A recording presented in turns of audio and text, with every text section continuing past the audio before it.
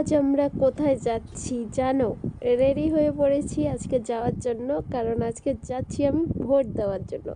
তো ভোট দেওয়ার জন্য এখানে আমরা চলে গেছি, আমি আর আমার বর ছিলাম। যাই হোক, তো এখানে হচ্ছে অনেক এত ভালো লাগছিল গ্রামের ভিতরটা দিয়ে। আমার তো খুবই ভালো লাগছিল। একদিকে তো ভুট্টা ক্ষেত, একদিকে হচ্ছে ফ্ল্যাগগুলো উঠছিল। বিশাল আনন্দ হচ্ছিল যে আমি ভোট দিতে যাচ্ছি। হ্যাঁ, তো সবার যেই বুথে পড়েছে আমার সেই বুথে একদমই পড়েনি, আমার হচ্ছে অন্য একটা বুথে পড়েছিল। তো তারপরে সবাই আর কি এখানে বসেছে তো ইটি করার জন্য। তো এখান থেকে চলে এসছে আমার বরমশাই, দুটো সিঙ্গারা করে খেয়ে নিল। তো তারপরে আমি ভোট দিয়েও চলে আসলাম। এই যে দেখতে পাচ্ছ, এই যে নীলকালির দাগ। তো এতটা ভালো লাগছে বলার মতো না। যে যাই হোক, আমার একটা ভোটেই অনেক কিছু।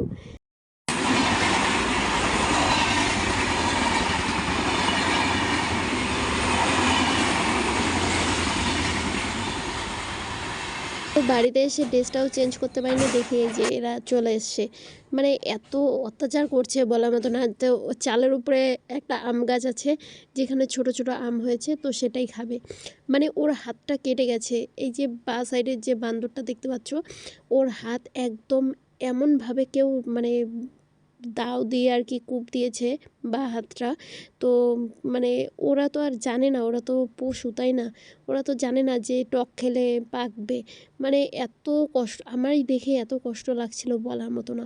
তো কি আর করবো, দেখো এদের অত্যাচারটাই দেখো তোমরা, কী পরিমাণ আমাদের অত্যাচার করে এরা। তারপরে কোনো কিছুই রাখা যায় না এদের জ্বালায়।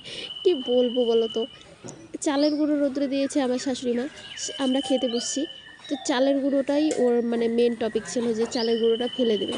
খেতে তো পারেনি, ফেলে দিয়েছে। তো যাই হোক, ওইভাবেই চলছিল। তো ভিডিওটা এখানেই শেষ করছি। ভালো লাগলে লাইক কমেন্ট শেয়ার করে দিও। তো লাইকটাও একটু দেখো। তো সবাইকে ধন্যবাদ।